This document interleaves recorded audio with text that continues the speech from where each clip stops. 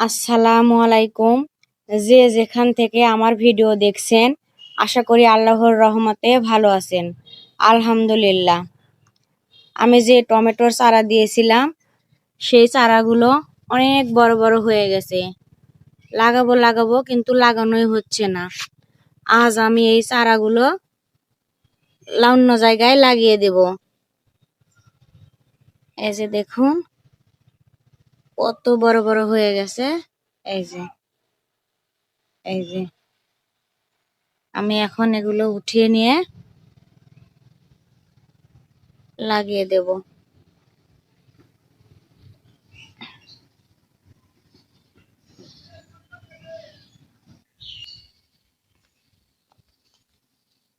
আমি এগুলো কোথায় লাগাবো আপনাদের দেখাই, চলুন।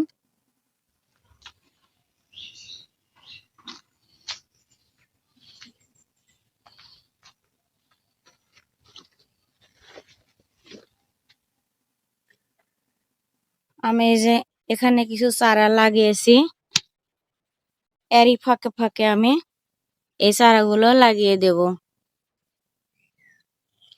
এখানে অনেক আগাছা হয়েছে, আমি পরে পরিষ্কার করে দেব।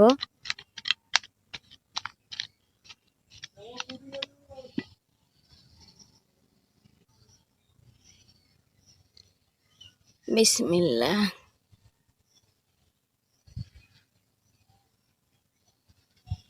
ভালোভাবে মাটি দিয়ে গাছের গোড়াতে বেশি চাপ দেওয়া যাবে না, তাহলে টমেটোর গাছ পচে যায়। এই যে দেখুন কি সুন্দর লাগছে।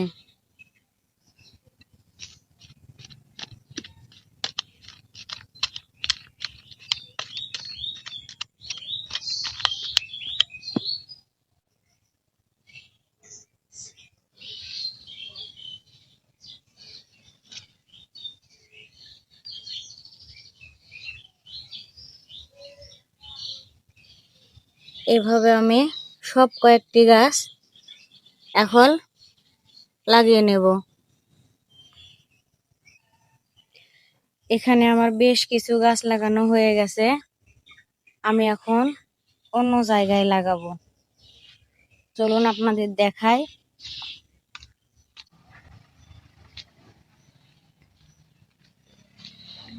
এই যে আমি এই জাংলায় টমেটোর চারাগুলো লাগিয়ে দেব। এটা হচ্ছে এই গত শীতের টমেটো গাছ। এই যে দেখুন, এখনো টমেটো ধরে আছে। এখন হচ্ছে জুন মাস, আর জুন মাসে এখনো শীতের টমেটো গাছে। এই যে দেখুন, এই যে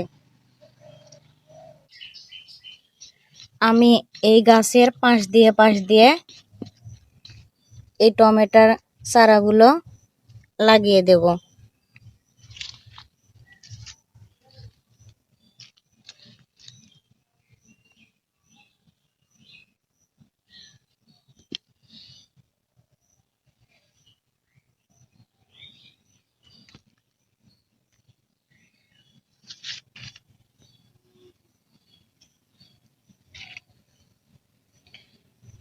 এভাবে আমি এখানেও বেশ কিছু চারা লাগিয়ে দেব।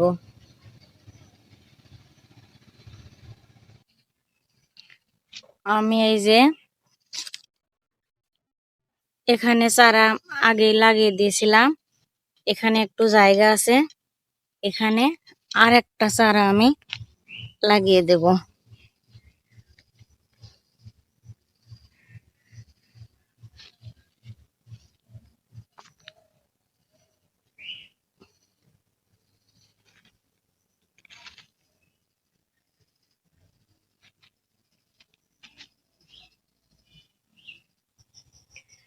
আমার সবগুলো চারা লাগানো হয়ে গেছে।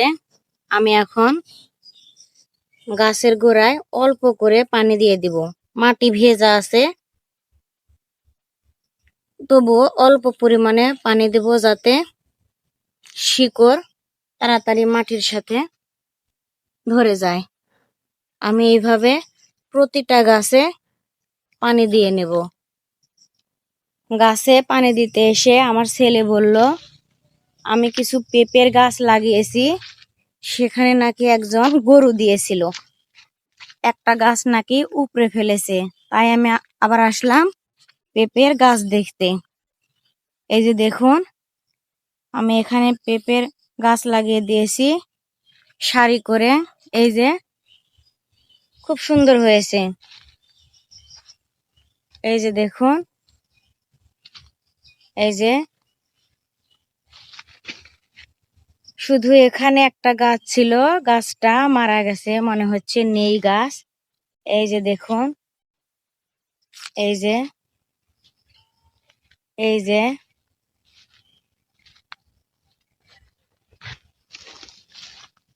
এই যে এই গাছটা তুলে ফেলেছিল, আবার লাগিয়ে দিয়েছে, কিন্তু পানি দেওয়া হয় নাই।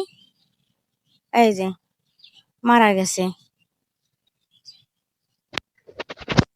এখন আমি যাব ছাদে, এই যে বরবটির চারাগুলো লাগিয়ে দিতে। আমি চলে এসেছি ছাদে। এই যে কিছুদিন আগে আমি এখানে বরবটির গাছ লাগিয়েছিলাম, তো দেখছি এখানকার গাছ ভালো আছে, কিন্তু এখানকার গাছ এই যে মরে গেছে। আমি এখানে দুইটা গাছ এখন লাগিয়ে দেব। এই যে আপনারা দেখতে পাচ্ছেন, এখানে কিন্তু আমার মাটির পরিমাণ খুব কম। আমি সবজির খোসা পচানো দিয়ে আমি এই যে মাটি তৈরি করেছি। এখানে আমি এখন গাছগুলো বসিয়ে দেব।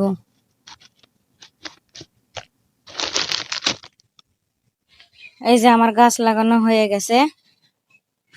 এদিকে দেখছি প্রচন্ড রোদে এই যে পানি দেওয়া হয়নি করলার গাছে। আমার করলার গাছগুলো একবারে শুকিয়ে মারা যাওয়ার মতো অবস্থা হয়ে গেছে। এই যে দেখুন, দেখি নিচে যে আমার ঘরে তৈরি করা পানি আছে, আমি সেটাই নিয়ে এসে দিব এখন। এই যে আমি পানি নিয়ে চলে এসেছি। এটা হচ্ছে কলার খোসা ও পেঁয়াজের চোষা ভিজিয়ে রাখা পানি। এই পানির অনেক গুরুত্ব, আপনাদেরকে একদিন জানাবো এই পানির গুরুত্ব কতটা।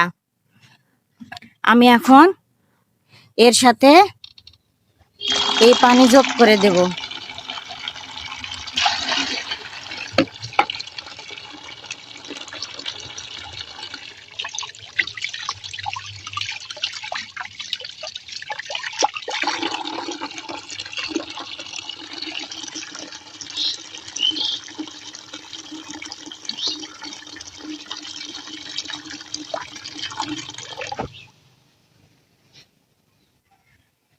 আমি এখন এই পানি গাছের গোড়ায় দিয়ে দেব।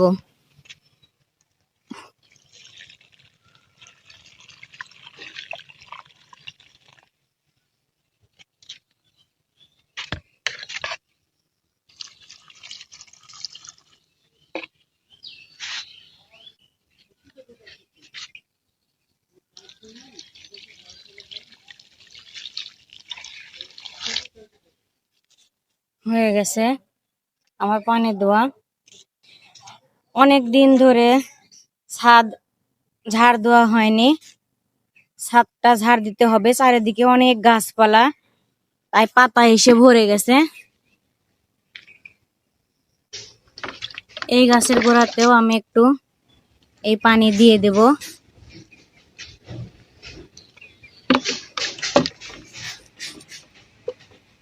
দেখুন, আমি চলে এসেছি রান্না করতে। আপনাদের ভাইয়া পটল নিয়ে এসেছে, আমার ছেলেরা পটল ভাজি খাবে, তাই আমি টাটকা টাটকা পটল ভাজতে চলে এসেছি। সাথে গরম গরম একটি ডিমও ভেজে নেব।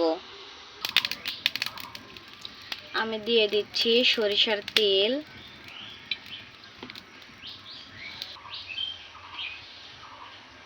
দিয়ে দিচ্ছি গোটা জিরে,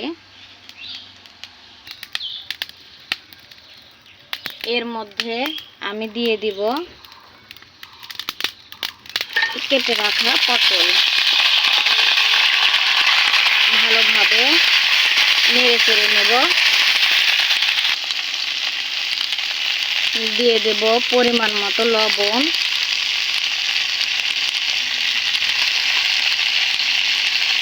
আর হলুদ গুঁড়ো দিয়ে আমি কিছুক্ষণ ভালোভাবে নেড়ে নেব। আমি কিন্তু পটলের চোষা একেবারে ছিলাইয়ে ফেলে দিই নাই, আমি চোষা শুধু কেটে নিয়েছি। আমাদের বাড়িতে সবাই এভাবেই পটল ভাজি খায়। এখন আমি দিয়ে দিব এই যে মরিচ কুচি, আর দিয়ে দেব পেঁয়াজ কুচি। হয়তো বা আপনারা ভাবছেন আমি কেন পেঁয়াজ আর মরিচ দিলাম।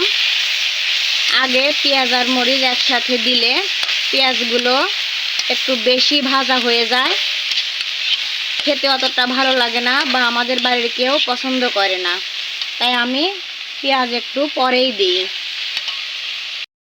হয়ে গেছে আমার পটল ভাজি। এই পটল ভাজি দিয়ে এক প্লেট ভাত নিমিষেই শেষ হয়ে যাবে। ভিডিওটি ভালো লাগলে সাবস্ক্রাইব করে লাইক কমেন্ট করে আমার পাশেই থাকবেন। আল্লাহ হাফেজ।